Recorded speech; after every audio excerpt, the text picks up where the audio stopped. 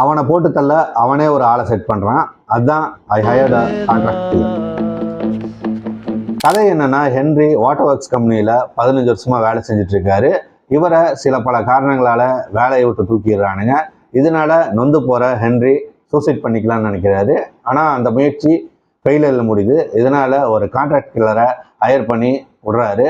அவனுங்க இவரை போட்டு தள்ளினானுங்களா இல்லையாங்கிறத இந்த படத்துடைய மீதி கதை.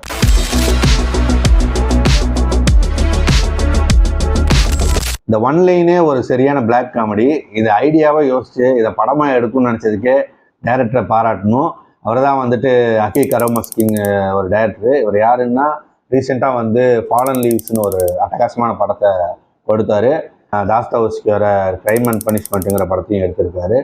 இந்த மாதிரி நிறைய படங்கள் எடுத்திருக்காரு. ஒரு சூப்பரான ஒரு டைரக்டர். இதில் என்ட்ரியா வந்து ஜீன் பெரிலியோங்கிறவர் தான் நடிச்சிருக்காரு. இவர் யாருன்னா இந்த 400 ப்ளவுஸுங்கிற படத்தில் குட்டி பையனாக வரவர் தான். அந்த படத்தை நீங்கள் பார்க்கலைன்னா கண்டிப்பாக பாருங்கள். அது ஒரு சூப்பரான ஒரு வேர்ல்டு மூவி. மிஸ் பண்ணாதீங்க. அவனை கொள்றதுக்கே வந்துட்டு அவன் வந்துட்டு ஹையர் பண்ணுறதுங்கிறது சரியான காமெடிங்க. அது வந்துட்டு என்னென்னா, ஒரு டாக்ஸி டிரைவர்கிட்ட போய் சொல்லுவான், இந்த மாதிரி வந்துட்டு ஒருத்தர் பார்க்கணும், எப்படி வந்துட்டு கேட்குறது அப்படிங்கிற மாதிரி சொல்லும்போது அவன் தான் டாக்ஸி டிரைவர் வந்துட்டு கூட்டிகிட்டு போவான். கூட்டிகிட்டு போய் இந்த கான்ட்ராக்ட் கில்லர் இருக்கிற இடத்துல கொண்டு போய் விடுவான். அப்போ விட்டுட்டு என்ன சொல்லுவான்னா, வாடகையோட வந்துட்டு இன்ஃபர்மேஷனுக்கு ஜாஸ்தி காசு வாங்கிட்டு போவான். சரியான காமெடி அதெல்லாம். இதில் இவர் வந்துட்டு அங்கே போயிட்டு ஹையர் பண்ணும்போது சரியான லோலாயாக இருக்கும். அவன் வந்துட்டு இவனோட ஃபோட்டோவை கொடுத்து அட்ரஸ்லாம் கொடுத்து அப்படியே பார்ப்பானுங்க. அவனுக்கு நாங்கள் யூஸ்வலாக வந்துட்டு இவ்வளோ சார்ஜ் பண்ணுவோம், இந்த மாதிரி அது சரியான லோலாயாக இருக்கும்.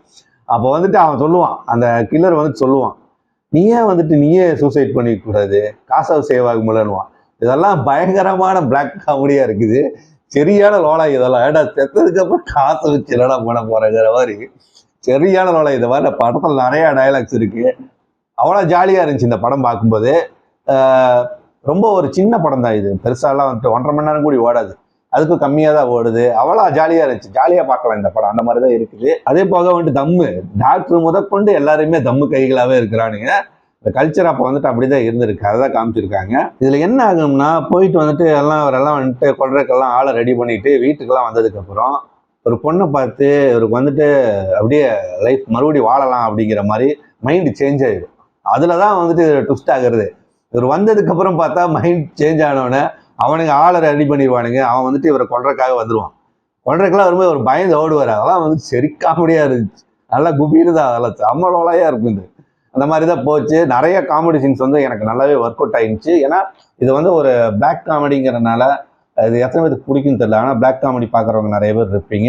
ஸோ நல்லா ஒரு ஃப்ரீ டைமில் ஜாலியாக உட்காந்து ஒரு படத்தை பார்க்கணும்னு நினச்சிங்கன்னா கண்டிப்பாக பாருங்கள். இந்த படத்தில் யூஸ் பண்ண அந்த கலர் டோன்ஸ்லாம் வந்துட்டு அவ்வளோ அட்டகாசமாக இருக்குது. அப்போ வந்துட்டு அந்த ஏரியாக்கள் அப்போ இருந்து எப்படி இருந்துக்குங்கிறது உங்களால் பார்க்க முடியும். ரொம்ப சிம்பிளாக ஒரு ஐடியாவை யோசிச்சு அழகாக வந்துட்டு பண்ணியிருக்காங்க. அதாவது எவ்வளோ டிஃப்ரெண்ட்டாக வந்துட்டு யோசிச்சிருக்காங்க அப்போல்லாம் அப்படிங்கிறது வந்துட்டு நீங்கள் இந்த மாதிரி கதைகளை பார்க்கும்போதே தெரியுது எவ்வளோ ஃப்ரெஷ்ஷாக இருக்குது அப்படின்னு. இந்த ஒன்லைன் எடுத்து என்னென்ன சூப்பராக வந்துட்டு கதையை மாற்றி எழுதலாம், அட்டகாசமாக இருக்கும். அதுக்கு தான் வந்துட்டு இந்த மாதிரி பழைய படங்கள்லாம் நிறையா பார்க்கணுங்கிறது. அப்போ தான் வந்துட்டு எவ்வளோ வித்தியாசமான படங்கள்லாம் எடுத்திருக்காங்க, ஐடியாஸ் எல்லாம் இருக்குதுங்கிறதெல்லாம் நம்ம தான் தெரிஞ்சுக்க முடியும். ஸோ ஒரு ஜாலியான ஒரு பிளாக் காமெடி படம் பார்க்கணும்னு நினச்சிங்கன்னா கண்டிப்பாக இந்த படத்தை பாருங்கள். மிஸ் பண்ணிடாதீங்க. ஒரு ஃபன் ரைடாக இருக்கும். பை.